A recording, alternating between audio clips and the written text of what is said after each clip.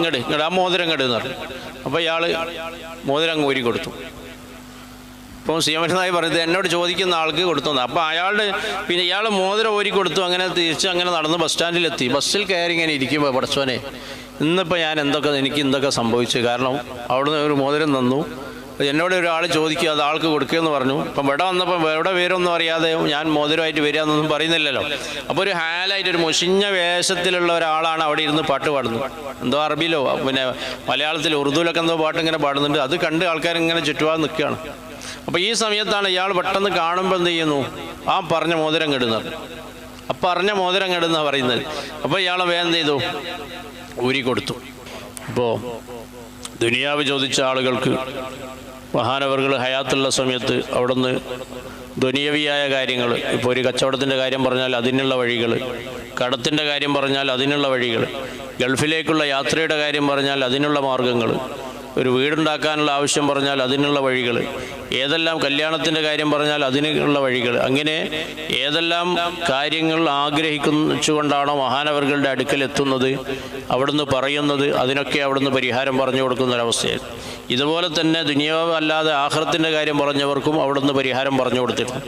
അപ്പോൾ എനിക്ക് ഈമാൻ സലാമത്താണ്, അല്ലെങ്കിൽ ഈമാൻ നിലനിന്ന് കിട്ടണം, ഈമാൻ വർദ്ധിപ്പിച്ച് കിട്ടണം, ആഖിറം രക്ഷപ്പെടണം, അല്ലെ ഖബറിൽ ചോദ്യ സമയത്ത് എനിക്ക് മറുപടി പറയാൻ കഴിയണം എന്നോ, അല്ലെങ്കിൽ മഹ്ശറിൽ രക്ഷപ്പെടണം എന്ന് മുത്തുനബി സല്ലല്ലാഹു അലൈഹി വസല്ലം തങ്ങളുടെ ശഫാഅത്ത് ലഭിക്കണം എന്നൊക്കെ സീമലുല്ലാഹി മഹാനവറുകളുടെ അടുക്കൽ പറഞ്ഞാൽ അതിനും പരിഹാരം മഹാനവറുകൾ പറഞ്ഞു കൊടുക്കുമാറായിരുന്നു. ഇപ്പോൾ ആഖിറത്തിൻ്റെ കാര്യം പറയുന്നവർക്ക് ദിക്റുകൾ മഹാനവറുകൾ പറഞ്ഞു കൊടുക്കാറുണ്ടായിരുന്നു. റാത്തീബുകൾ ചില സ്ഥലത്ത് നിലനിർത്താൻ വേണ്ടി മഹാനവറുകൾ ചില മഹല്ലത്തിലൊക്കെ റാത്തീബ് നിലനിർത്തി കൊടുത്തിട്ടുണ്ട്. ചില ആളുകളോട് വ്യക്തിപരമായി ഈമാനിൻ്റെ വിജയത്തിനൊക്കെ വേണ്ടി റാത്തീബ് സ്വന്തമായി ചെല്ലാനും, അതുപോലെ ഖുത്ബിയത്ത് ചെല്ലാനും, അതുപോലെ ദിക്റുകൾ ചെല്ലാനൊക്കെ മഹാനവറുകൾ നിർദ്ദേശിക്കാറുണ്ടായിരുന്നു. അതുപോലെ ഏത് കാര്യങ്ങൾക്ക് വേണ്ടിയാണോ മഹാനവറുകളുടെ അടുക്കൽ ചെല്ലുന്നത് അതിന് മഹാനവറുകൾ പരിഹാരമായിരുന്നു. ഇപ്പം എന്നോട് ഒരാൾ ഒരു സംഭവം പറഞ്ഞു അടുത്ത്, മഹാനവറുകളുടെ അടുക്കൽ ഒരിക്കൽ ഇടിയങ്ങരയിൽ മഹാനവറുകളെ കാണാൻ വേണ്ടി ചെന്നു. അപ്പോൾ മഹാനവറുകളുടെ കയ്യിൽ നല്ലൊരു മോതിരമുണ്ട്. മഹാനവറുകൾ ഇങ്ങനെ കയ്യിൽ മോതിരം ധരിച്ചിട്ടുണ്ട്. ഇപ്പോൾ ഓരോ ആളുകൾ മോതിരം കൊണ്ട് കൊടുത്താൽ അതൊന്ന് ധരിച്ചിട്ട് കുറച്ച് കഴിഞ്ഞിട്ട് അപ്പം വേറൊരാൾ വേറൊരു മോതിരം കൊണ്ട് കൊടുത്താൽ ഇത് ഒരു പക്ഷേ അതാണ് ഊരി വെച്ച് വേറൊന്നിടും. അങ്ങനെ ധാരാളം മോതിരങ്ങൾ മഹാനവറുകളുടെ അടുക്കലുണ്ടായിരുന്നു. ഇപ്പോൾ വഫാത്തിൻ്റെ ശേഷം ഇടിയങ്ങരയിൽ നിന്ന് മടവൂരിലേക്ക് മഹാനവറുകൾ ഉപയോഗിച്ച വസ്തുക്കളും അവിടെ ഉണ്ടായിരുന്ന വസ്തുക്കൾ കൊണ്ടുവന്നതിൽ ഒരുപാട് മോതിരങ്ങളുണ്ടായിരുന്നു. അന്ന് അതെല്ലാം മഹാനവറുകളെ മുഹിബീങ്ങളായ ആളുകൾ ചോദിച്ചവർക്ക് അത് കൊടുത്തു. ഇപ്പം അത് തീർന്നുപോയി. അപ്പോൾ അന്ന് മഹാനവറുകളെ കാണാൻ വേണ്ടി ഒരു മഹാനവറുകളെ സ്നേഹിക്കുന്ന ഒരാൾ വന്നു. അങ്ങനെ വന്ന ഓരോ ദുനിയവിയായ കാര്യങ്ങളാണ് അദ്ദേഹത്തിന് പറയാനുള്ളത്. ഒരുപാട് പ്രയാസങ്ങൾ പറഞ്ഞു. അപ്പോൾ മഹാനവറുകളുടെ കയ്യിൽ അപ്പോൾ നല്ലൊരു മോതിരം കാണുന്നുണ്ട്. അപ്പോൾ ഇദ്ദേഹം മഹാനവറുകളുടെ ആ മോതിരത്തിലേക്ക് ഇങ്ങനെ നോക്കി, കൈമേൽ ധരിച്ച മോതിരത്തിലേക്ക് ഈ ആളിങ്ങനെ നോക്കി. അപ്പോൾ അത് മഹാനവറുകൾ കണ്ടു. അപ്പോൾ മഹാനവറുകൾ ചോദിച്ചു, നീ ഈ മോതിരം ആഗ്രഹിച്ചു അല്ലേ എന്ന് ചോദിച്ചു. ഇത് നിനക്ക് വേണമെന്ന് നീ ആഗ്രഹിച്ചില്ല എന്ന് ചോദിച്ചു. ഞാനിങ്ങനെ നോക്കിയതാണെന്നാണ്, നല്ല ഭംഗിയുള്ള നല്ലൊരു മോതിരം. അപ്പോൾ മഹാനവറുകൾ ഇങ്ങോട്ട് ചോദിച്ചു, നീ ഈ മോതിരം ആഗ്രഹിച്ചു അല്ലേ എന്ന് ചോദിച്ചു. അപ്പോൾ പിന്നെ ഇയാൾ പറഞ്ഞു, ഞാൻ ആഗ്രഹിച്ചു എന്നാണ്. അത് എന്നാൽ നീ ഇട്ട് നോക്കുമെന്ന് പറഞ്ഞു. അങ്ങനെ മഹാനവറുകൾ ഊരിയിട്ട് ഇയാളുടെ കൈ കൊടുത്തു. അപ്പോൾ അയാൾ പറയാണ്, അയാളൊരു നിർഭാഗ്യം എന്ന് പറയുന്നുണ്ട്. അയാൾ പറയും, ഞാനൊരു ഭാഗ്യം കുറഞ്ഞവനായിപ്പോയി എന്നുള്ള ചിന്തയിലാണ് അദ്ദേഹം എന്നോട് വിഷയം പറഞ്ഞത്. അങ്ങനെ നീ ഇട്ട് നോക്കുമെന്ന് പറഞ്ഞു. അങ്ങനെ ഇയാൾ കൈമേൽ ധരിച്ചു നോക്കി. അപ്പോൾ ആ സമയത്ത് മഹാനവറുകൾ പറഞ്ഞു, ഇത് ദുനിയാവ് കുറയും, ദുനിയാവ് അങ്ങനെ ഒന്നും ഉണ്ടാവില്ല, അങ്ങനത്തെ ഒരു മോതിരാണ് ഇതെന്ന് പറഞ്ഞു. ആ സമയത്ത് പെട്ടെന്ന് ഇയാൾക്ക് തോന്നി, എന്നാൽ ഇത് വേണ്ട എന്നുള്ള ഒരു ഇതാൽ കൈ ഊരി. അയാളുടെ കയ്യിൽ ധരിച്ച ആ മോതിരം പെട്ടെന്ന് അങ്ങ് ഊരി. അന്നപ്പോൾക്ക് ആ സമയത്ത് മഹാനവറുകൾ കൈ കാണി, എന്നാ അങ്ങ് തന്നേന്ന് പറഞ്ഞു. അപ്പോൾ ഇയാൾ അങ്ങ് തിരിച്ചു കൊടുത്തു എന്നാ. അത് അബദ്ധത്തിൽ പെട്ടെന്ന് മഹാനവറുകൾ പറഞ്ഞു, ദുനിയാവ് കുറവായിരിക്കും ഇത് ധരിച്ചാൽ, അങ്ങനത്തെ ഒരു മോതിരാണ് ഇതെന്ന് പറഞ്ഞപ്പോൾ എന്ത് ചെയ്തു, പിന്നെ ഇയാൾ പെട്ടെന്ന് അങ്ങ് ഊരിയിട്ട് അപ്പം ആ സമയത്ത് തന്നെ മഹാനവറുകൾ ഇടിയങ്ങരയിൽ നിന്നാണ് സംഭവം, അവിടുന്ന് കൈ കാണിച്ചപ്പോൾ ഇയാളങ്ങ് തിരിച്ചു കൊടുത്തു. അപ്പം മഹാനവറുകൾ പറഞ്ഞു, ഏതായാലും ഇത് ധരിക്കണം എന്ന് ഇനി ആഗ്രഹിച്ചല്ലോ, അപ്പം അതുകൊണ്ട് ഈ മോതിരോ നീ കയ്യിൽ വെക്ക്, നീ കൈമേൽ ധരിച്ചോ. പക്ഷെ എന്നോട് ഒരാൾ ചോദിക്കും, ആ ചോദിക്കുന്നവർക്ക് ഇനി കൊടുക്കേണ്ടി വരും. അതായത് കയ്യിൽ ധരിച്ച് നീ പിന്നെ നിന്നോട് മോതിരം ഒരാൾ ചോദിക്കുക, ആ ചോദിക്കുന്ന ആൾക്ക് ഇനി കൊടുത്തോന്നു. അങ്ങനെ ഇയാൾ വാങ്ങി വീണ്ടും ഇത് കയ്യിലിട്ടു. അവിടുന്ന് സിയമലുല്ലാഹി മഹാനവറുകളുടെ അടുക്കൽ നിന്ന് സലാം പറഞ്ഞു തിരിച്ചു പോന്നു. അങ്ങനെ കോഴിക്കോട് ഇടിയങ്ങരയിൽ നിന്ന് കോഴിക്കോട് പാളയം ഭാഗത്തേക്കുള്ള ബസ് സ്റ്റാൻഡിലേക്ക് നടന്നു വരികയാണ്. ഇയാൾ വന്ന് ഓട്ടോറിക്ഷയിലൊന്നും അല്ല വരുന്നത്. അപ്പം നടന്ന് വരുന്ന വഴിയിൽ ഒരുപാട് ആളുകൾ ഇങ്ങനെ കൂടി നിൽക്കുന്നുണ്ട്. അപ്പോൾ എന്തോ ഒരു സംഭവം നടക്കുകയാണ്. അയാൾ പറയുന്ന ഒരു ഒരാളിങ്ങനെ പാട്ട് പാടുന്ന ചുറ്റുഭാഗത്ത് ഒരുപാട് ആളുകൾ ഇങ്ങനെ കൂടി നിൽക്കുന്നത്, അങ്ങനത്തെ ഒരു രംഗമാണ് കാണുന്നത്. അപ്പോൾ ഇയാൾ നേരെ ഇത് നോക്കി, അവിടേക്ക് ശ്രദ്ധിച്ച സമയത്ത് ഒരുപാട് ആളുകൾ ഇങ്ങനെ കൂടി നിൽക്കുന്നുണ്ട്. അപ്പോൾ അതിൽ ഇയാളിങ്ങനെ ഇതെന്താണ് സംഭവം എന്നറിയാൻ വേണ്ടി ഇദ്ദേഹം ഈ കൂട്ടത്തിലേക്ക് ചെന്നു. പിന്നെ ഇതിൻ്റെ ഉള്ളിലൂടെ എവിടെയും ഗ്യാപ്പില്ല, ഫുള്ള് ആളുകൾ ഇങ്ങനെ നിൽക്കുകയാണ്, വട്ടത്തിൽ ഇങ്ങനെ നിൽക്കുന്നുണ്ട്, ചുറ്റുഭാഗം നിൽക്കുന്നുണ്ട്.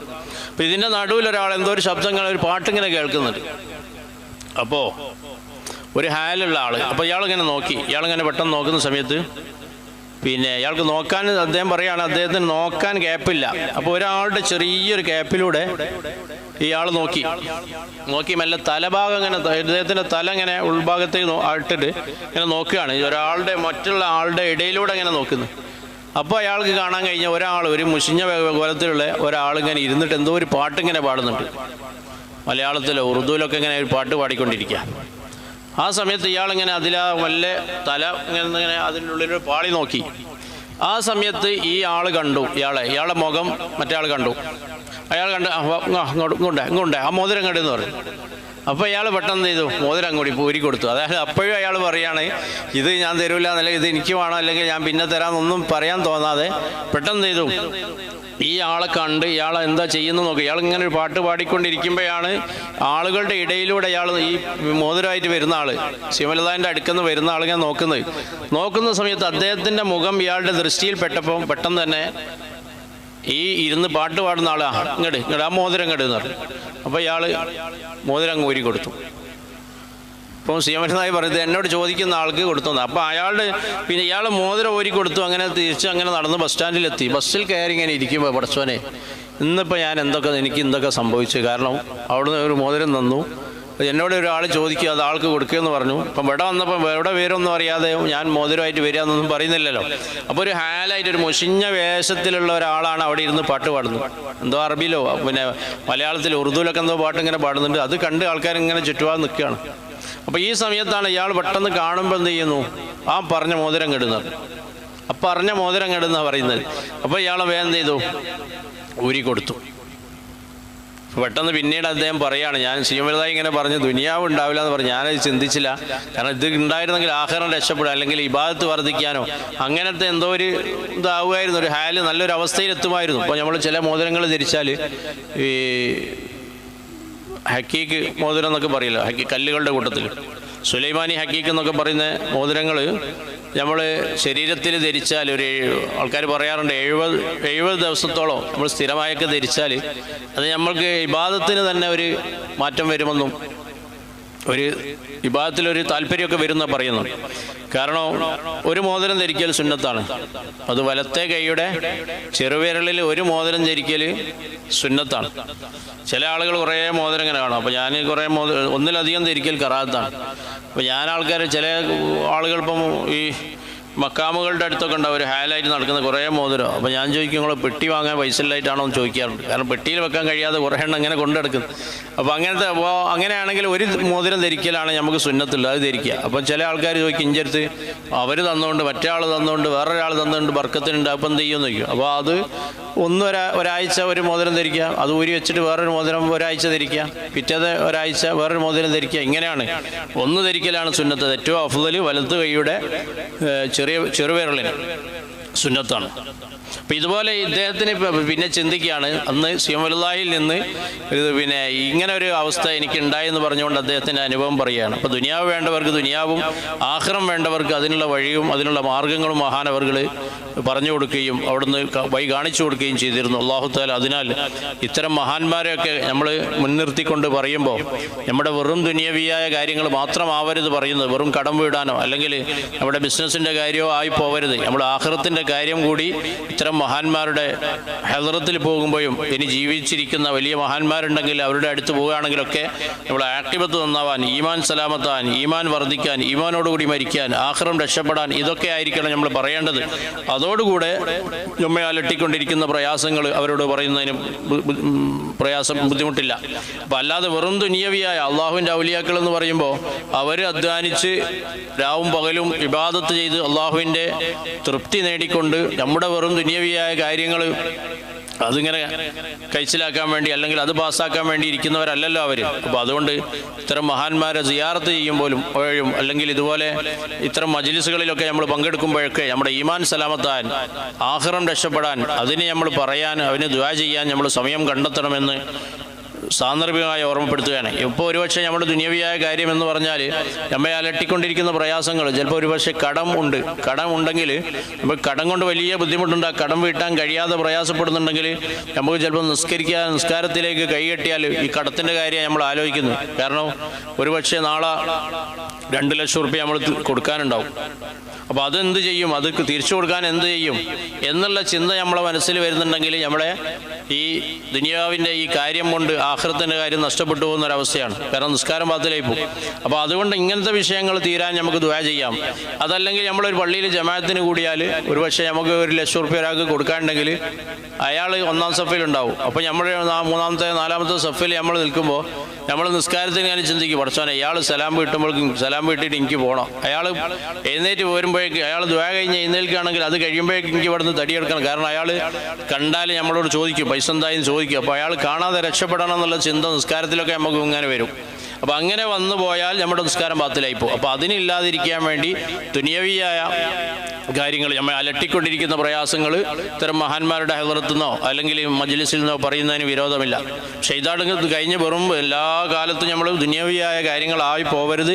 ആഖിറത്തിൻ്റെ കാര്യത്തിനോട് നമ്മൾ സമയം കണ്ടെത്തണമെന്ന് സാന്ദർഭികമായി ഓർമ്മപ്പെടുത്തുകയാണ്. അല്ലാഹു തആല ഇത്തരം മഹാന്മാരുടെ ബർക്കത്ത് കൊണ്ട് നമ്മുടെ ഈ ഒരുമിച്ച് കൂടിയ ആളുകൾ ഒരുപാട് കടമുള്ളവരുണ്ട്, പ്രയാസമുള്ളവരുണ്ട്, ബിസിനസ് പിന്നെ എല്ലാം പൊട്ടിപ്പോയ ആളുകളുണ്ട്, പണം കൊടുത്ത് ഒരുപാട് പണങ്ങൾ കുടുങ്ങിപ്പോയ ആളുകളുണ്ട്. ഇങ്ങനത്തെ ഒരുപാട് അലട്ടുന്ന പ്രയാസങ്ങളുള്ളവരുണ്ട്. അള്ളാഹു അവർക്കെല്ലാം പരിഹാരത്തിൻ്റെ മാർഗം മഹാന്മാരുടെ ബർക്കത്ത് കൊണ്ട് അള്ളാഹു നൽകുമാറാവട്ടെ. നമുക്ക് ആവശ്യമായ ദുനിയാവ് അള്ളാഹു നമുക്ക് നിലനിർത്തി തരുമാറാവട്ടെ. നമ്മുടെ ആഖിറം എല്ലാം രക്ഷപ്പെടുന്നവരുടെ കൂട്ടത്തിൽ ഈ ഓൺലൈനിലൂടെയൊക്കെ ഈ ഒരുമിച്ച് കൂടിയ ഈ മജ്ലിസ് കേട്ടുകൊണ്ടിരിക്കുന്ന എല്ലാവർക്കും അള്ളാഹു തൗഫീക്ക് നൽകുമാറാവട്ടെ. ഇത്തരം മഹാന്മാരുമായി ഫാത്തിഹയിലൂടെയും യാസീനിലൂടെയും ഖത്മിലൂടെയൊക്കെ അടുക്കാൻ അള്ളാഹു തൗഫീക്ക് നൽകുമാറാവട്ടെ.